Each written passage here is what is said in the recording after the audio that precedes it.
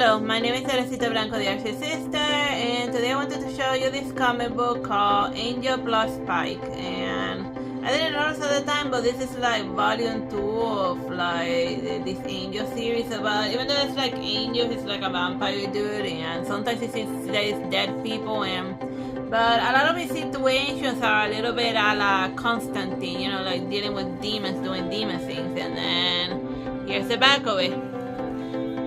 And like the first part of the comic is like drawn in like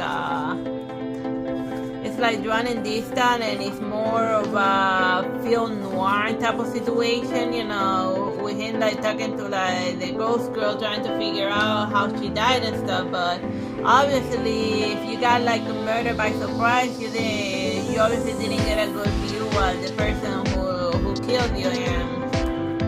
And since it's sometimes like dealing with demons, and all the folks can see you. And then over here he's like, oh, this is like a drug that was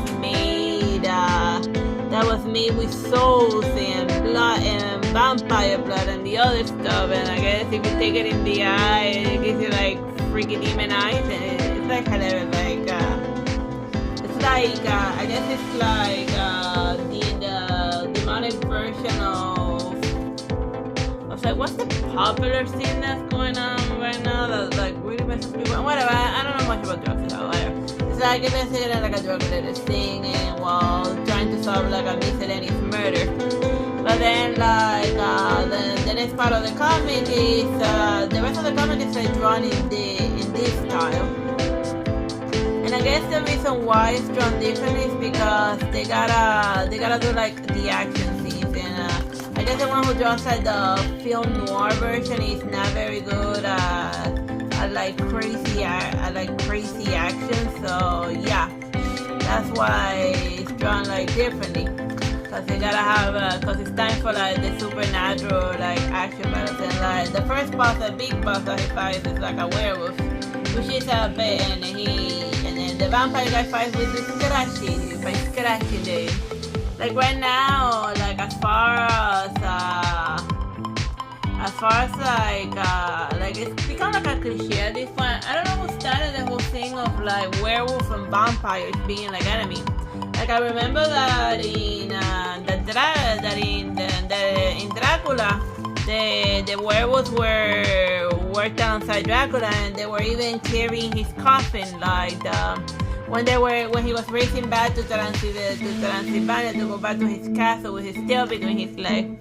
And then here's the werewolf guy transforming in like various panels, but mostly like a la silhouette style until she sees like big form. But even in his human form, he can still do like and they were using him as like a tracking dog, because it's the killer was like something about it, but maybe I can track his scent because I'm just an innocent werewolf maybe. So yeah, and then over here he's just transforming because of reasons. It's and it has like a bunch of like silly little fight scenes here and there, and I don't want to like spoil what it's about. I just wanted to show you like some cool panels here and there, cause it's fun. And over here like some demons for doing demon things, and then we cut away from the action after, and over here we finally made it to the end, and then just some random cover art here and there. And there's some vampires. It's a vampire comic book. Although I never saw the vampire guy, at least maybe it happened in volume 1, but in this one I didn't see the vampire guy like sucking people's blood. So, yeah. Maybe they wanna, or maybe I just missed the panel because I was paying attention to like the crazy werewolves. Whatever.